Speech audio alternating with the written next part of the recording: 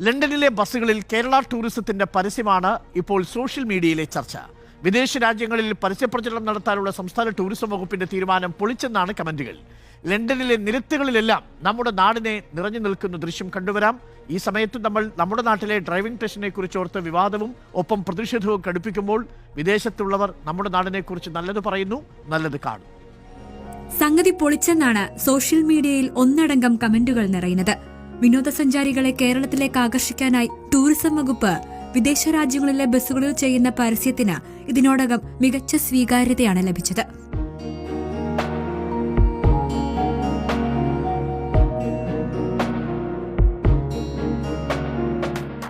ആലപ്പുഴയുടെ house ബോട്ടും കേരനാടിന്റെ ഭംഗിയുമെല്ലാം അതിമനോഹരമായി double decker ബസ്സുകളിൽ നിറയുന്നു.